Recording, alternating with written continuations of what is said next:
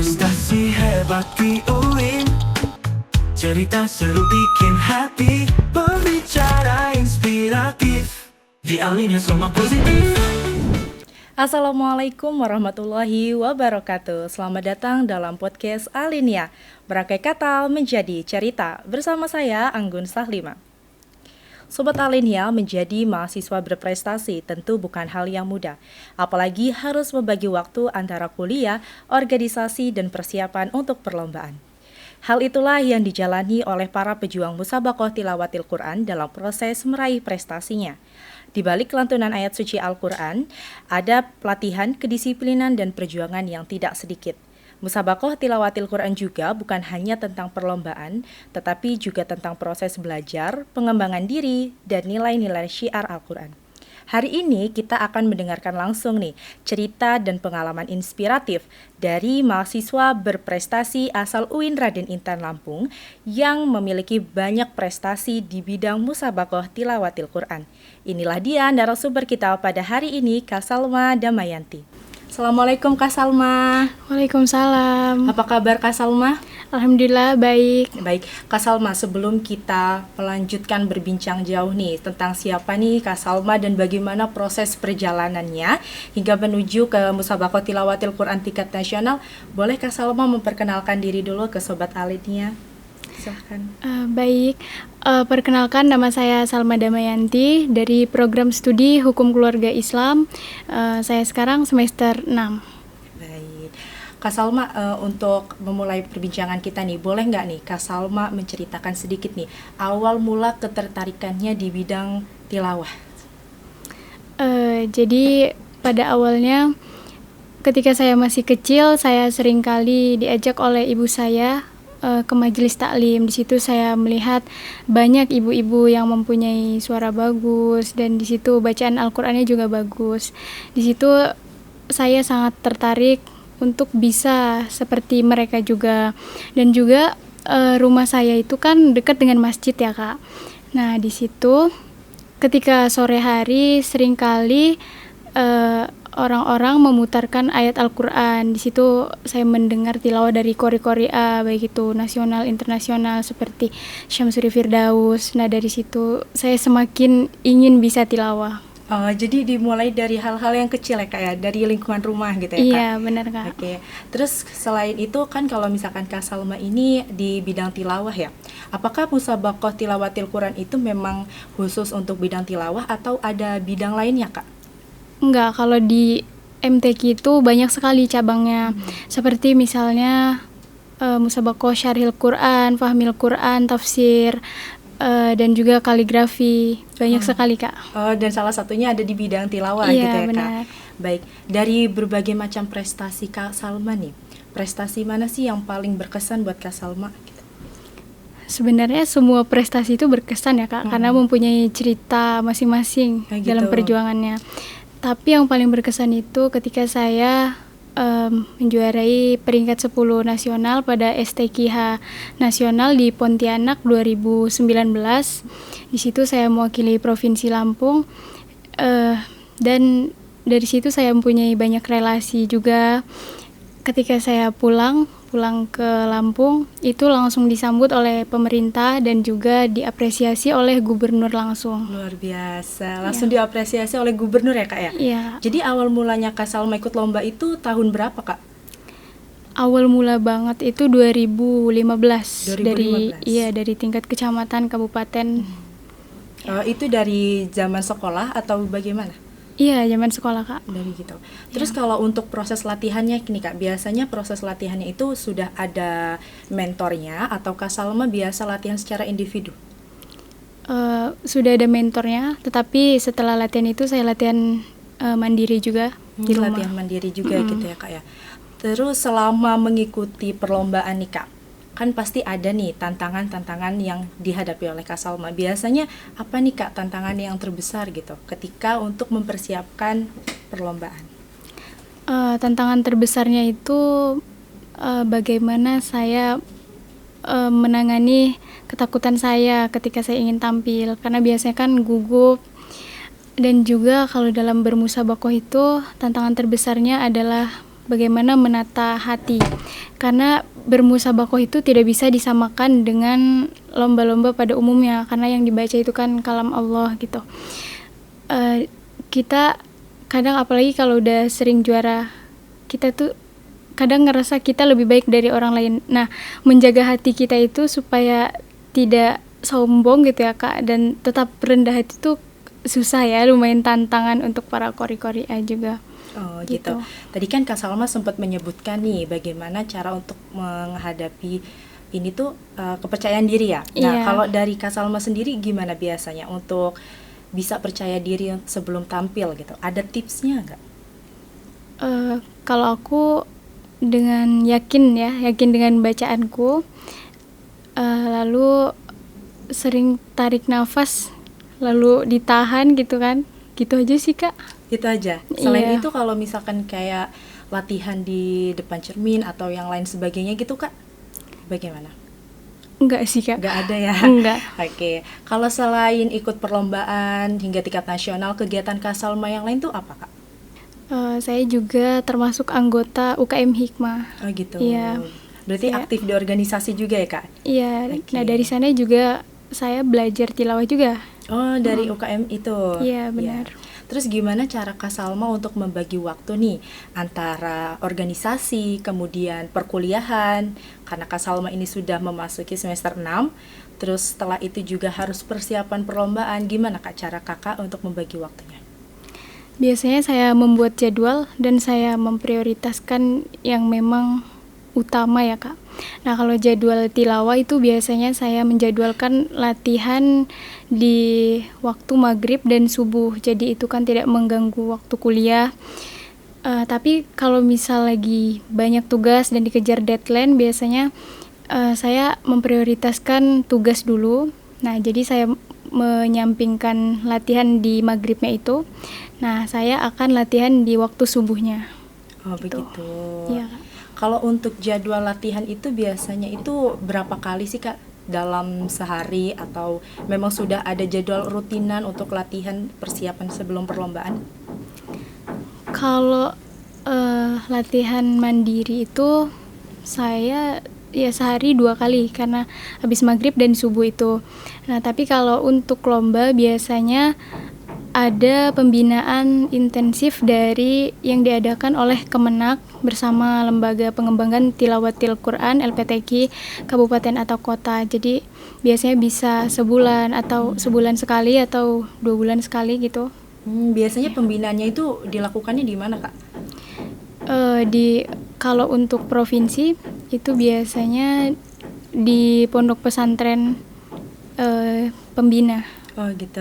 Kalau untuk bulan ini sudah ada pembinaankah dari pusat? Kalau bulan ini ada, tapi itu secara daring Kak. Oh gitu. Iya itu. Secara daring ya Kak? Iya benar. Apakah itu terus kemudian mengganggu jadwal kuliah Kak Salma? Tidak sih Kak. Oh, tidak. Iya. Terus baik Sobat Alinia, kita akan kembali lagi berbincang-bincang bersama Kak Salma setelah jeda yang satu ini.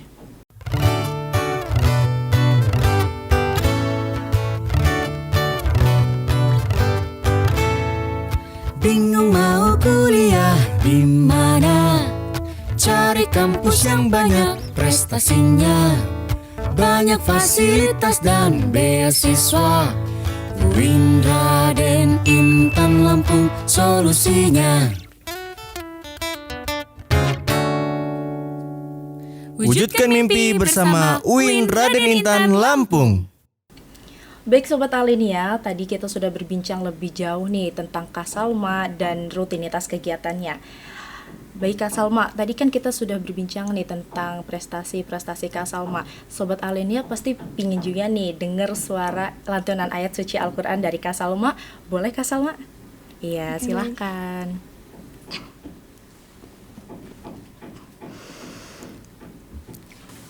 أعوذ بالله من الشيطان الرجيم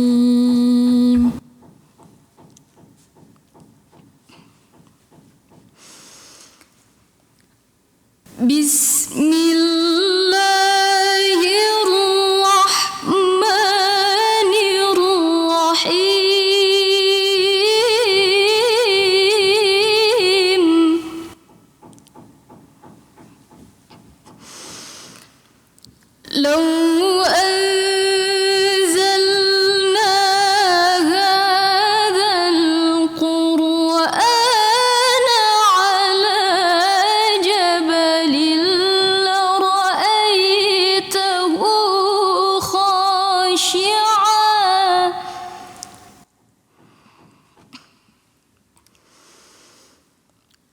لرأيته خاشعا متصدعا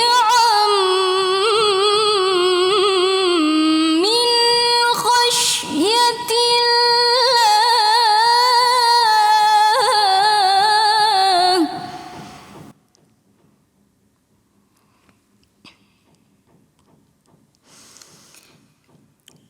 وتلك الأمثال نضربها للناس لعلهم يتفكرون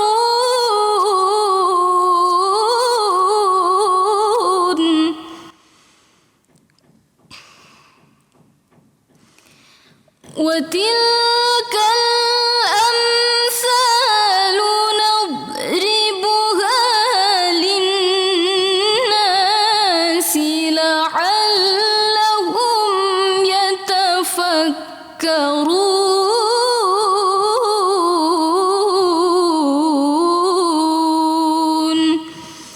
صدق الله العظيم.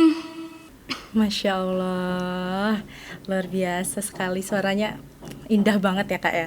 Kalau misalkan untuk dapat suara yang kayak gitu tuh ada tekniknya, ada teknik vokalnya atau ada tips khususnya sih Kak kalau dari Kak Salma sendiri?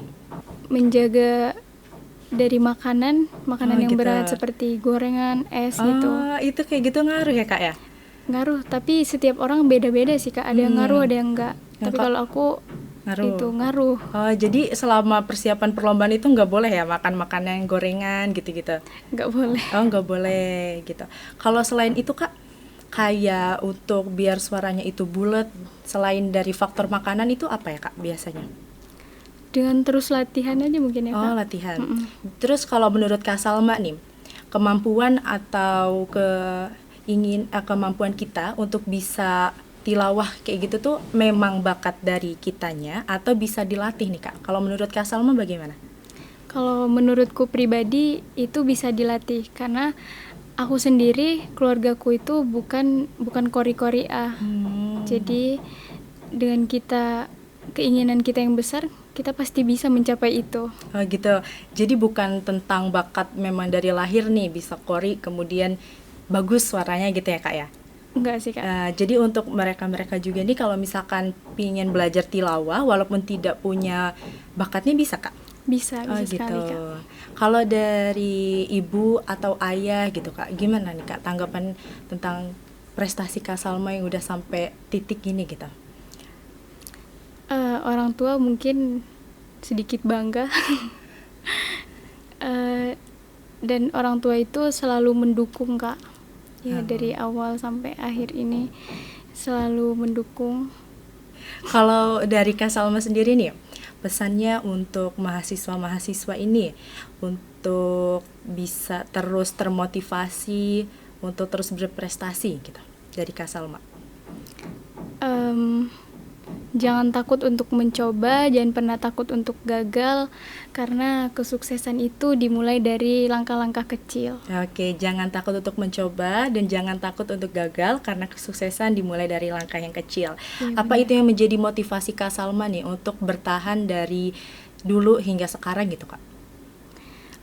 Saya ingin sekali memperbaiki bacaan Al-Quran saya juga ingin mensyiarkan Al-Quran sebagaimana hadis yang berbunyi khairukum man ta'allamal Qur'an wa 'allama, sebaik-baiknya kalian adalah yang belajar Al-Quran dan mengajarkannya. Masya Allah, jadi itu yang menjadi motivasi Kak Salma selama ini gitu ya Kak ya? Iya, benar sekali Kak. Oke, siap.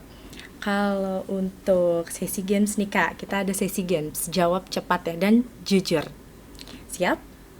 3 kata yang menggambarkan tentang dunia MTQ. Menantang, menarik, dan luar biasa. Oke, menantang, menarik, dan luar biasa. Kalau 3 kata untuk UIN Raden Intan Lampung? Mendunia, berprestasi, dan menginspirasi. Oke, siap. Terima kasih Kak Salma. Baik, diucapkan terima kasih kepada Kak Salma yang sudah bersedia menjadi narasumber kita pada hari ini. Luar biasa banget Kak untuk motivasinya dan untuk pengalamannya. Dan tidak terasa nih kita sudah mendengarkan banyak sekali pengalaman dan inspirasi yang dibagikan oleh Kak Salma pada episode podcast kali ini. Dan dari perbincangan kita pada hari ini, kita dapat memahami bahwa prestasi ternyata bukan hanya tentang kemenangan, tetapi juga tentang proses panjang, ketekunan, disiplin, serta komitmen dalam mengembangkan kemampuan diri. Karena sejatinya setiap perjalanan menuju prestasi selalu dimulai dari keberanian diri untuk mencoba dan kesungguhan dalam menjalani prosesnya. Semoga cerita dan pengalaman yang telah disampaikan oleh Kak Salma tadi dapat memberi kita motivasi nih untuk terus berusaha, berkarya, dan berprestasi. Sampai jumpa di alinea berikutnya. UIN Raden Intan Lampung berisi mendunia. Setiap episode inspirasi membuatmu terpukau. Pengalaman dan cerita suka di alinea semuanya.